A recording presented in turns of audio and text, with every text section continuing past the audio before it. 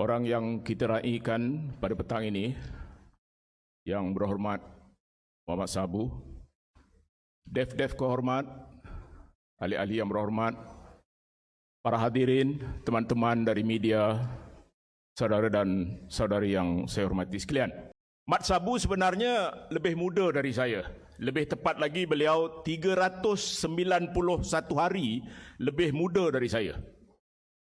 Saya lahir pada 9 hari bulan November tahun 1953. Beliau pada 14 Oktober 1954. Membaca buku ini, sedarlah saya bahawa sebenarnya di sebalik banyak perbezaan di antara kami juga punya banyak persamaan.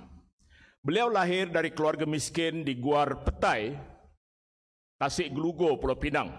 Saya dari keluarga miskin di Sungai Balang Besar, Muar Johor. Ayah beliau, Sabu bin Din, seorang pesawah. Ayah saya, Jaafar bin Ahmad, penoreh getah pada waktu pagi dan menjadi tukang gunting rambut pada waktu petang. Ironinya, ayah kami sama-sama meninggal pada tahun 1979.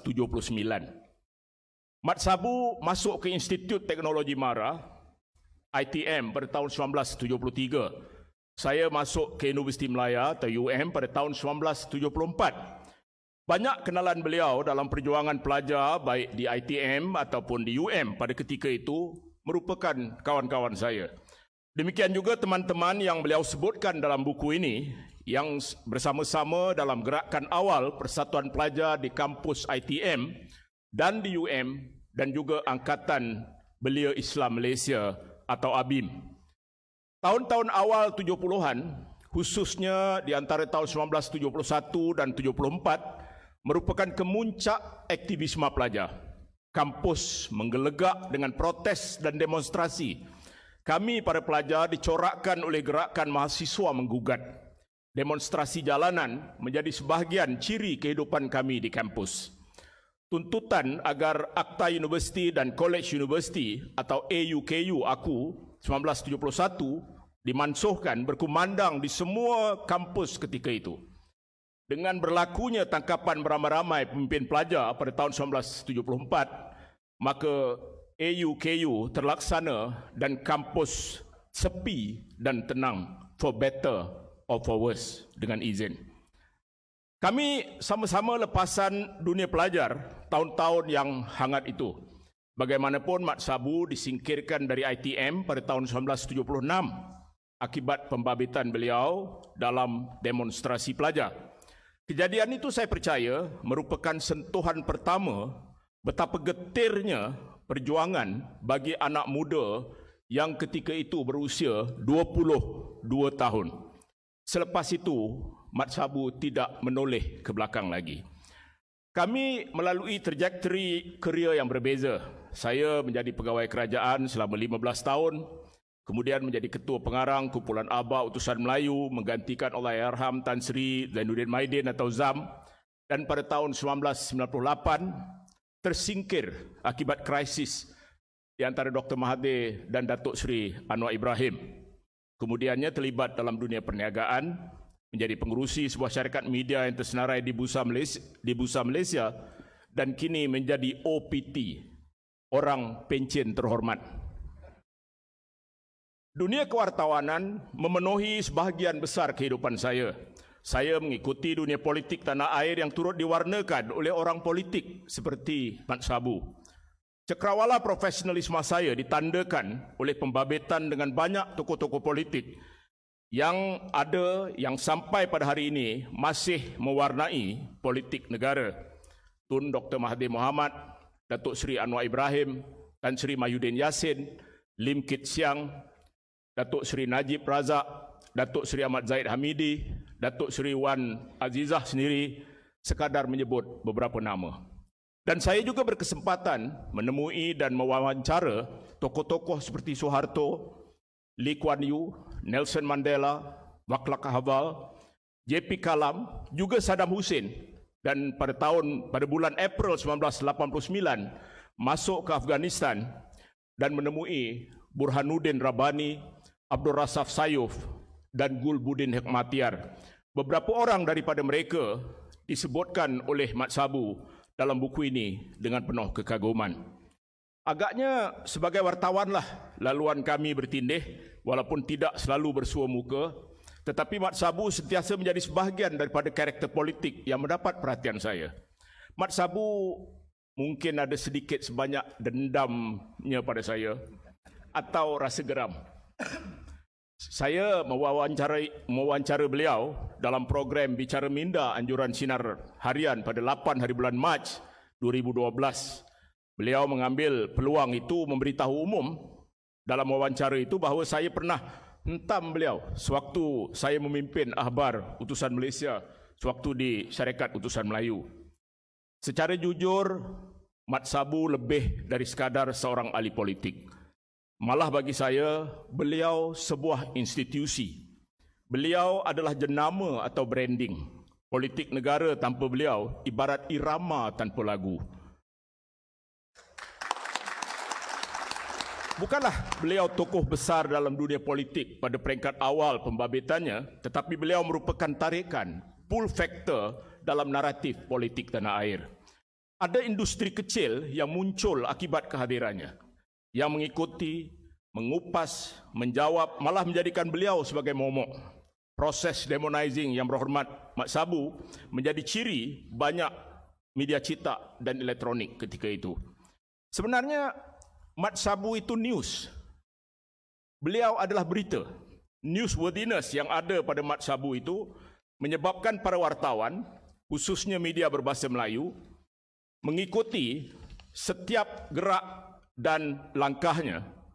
Ibarat lagu popular kumpulan The Police. Every move you make, every breath you take, we will be watching you and reporting you.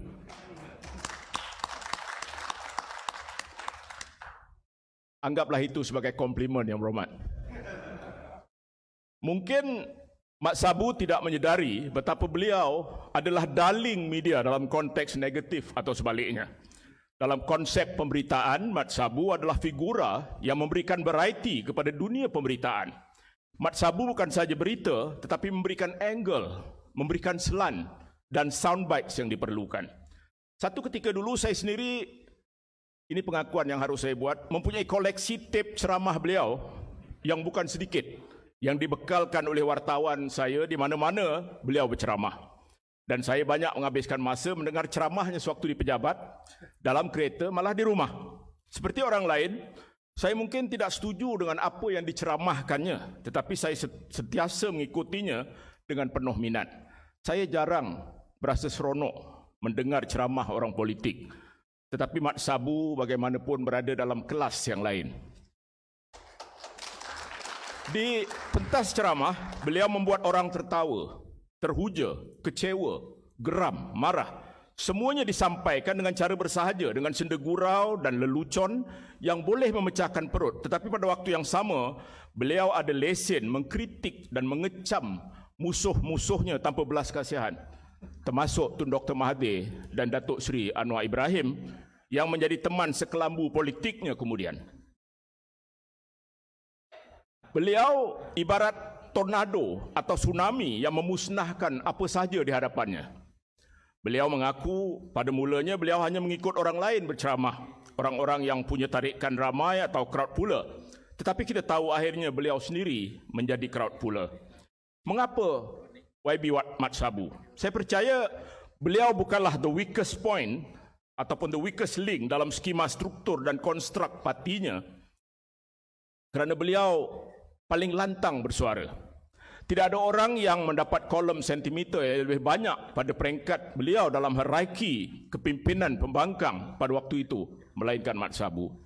Saya harap akan ada satu studi tentang bagaimana Mat Sabu dibuat liputan oleh media, kajian yang layak dibuat pada peringkat PhD, studi case tentang obsesi media terhadap beliau dulu, kini dan mungkin selamanya. Lagipun Mat Sabu bukan sebarangan orang. Bukan saja beliau punya rekod ditahan di bawah ISA sebanyak 2 kali, pernah dibuang daerah, melalui kalah menang dalam pilihan raya, tetapi juga terbabit dalam krisis terbesar membabitkan PAS dan kemudiannya menjadi pemain utama dalam Pakatan Harapan. dan beliau mencipta rekod sebagai calon Melayu yang mendapat undi majoriti terbanyak dalam mana-mana pilihan raya negara dengan majoriti 90,697. Malah apabila beliau menjadi menteri, minat media terhadap beliau tidak pernah berkurang. Media sosial membantu mengangkat dan amplify mitos Mat Sabu. Imej beliau mengeluarkan duit di ATM dengan pengawal pribadi dari MINDEF di sekelilingnya, rumah teres tempat tinggalnya, dan apabila beliau makan di warung, sentiasa mendapat perhatian. Mat Sabu si menteri membawakan aura yang baru bagi melengkapkan lagi mitos urban dan legenda beliau. Sampai ke hari ini, Mat Sabu masih mendapat perhatian dari pentas ceramah ke persada kementerian dan kembali ke pentas ceramah semula nampaknya. Perjuangannya nampaknya belum selesai. Buku ini memaparkan Mat Sabu yang sebenar, si pejuang yang tidak mengenal lelah selama lebih 40 tahun mengabdikan diri pada perjuangan. Dari pembabitannya dalam dunia aktivisme pelajar, kemudian menceburi dunia politik, kita melihat tokoh luar biasa yang dibakar nampaknya tak hangus dan yang direndam nampaknya tak basah. Melalui buku ini kita dapat mengenal siapa Mat Sabu dalam perjuangan. Bukan saja dalam ABIM tetapi juga dalam PAS dan kemudiannya amanah. Semuanya bermula dari keinginan dan tekad yang tinggi untuk memperjuangkan demokrasi dan keadilan. Saudara yang saya hormati sekalian, kisah Mat Sabu seperti yang dirakamkan dalam buku ini sangat menarik.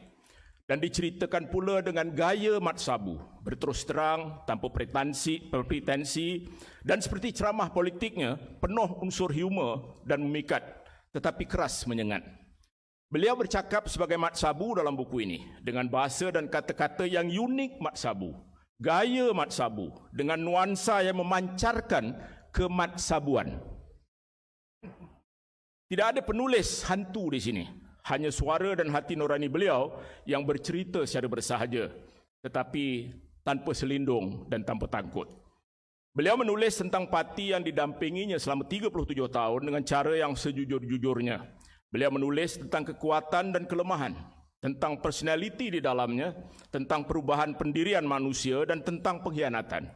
Beliau terpelanting, ini istilah yang beliau gunakan, keluar dari parti setelah berada dalam kedudukan kedua tertinggi.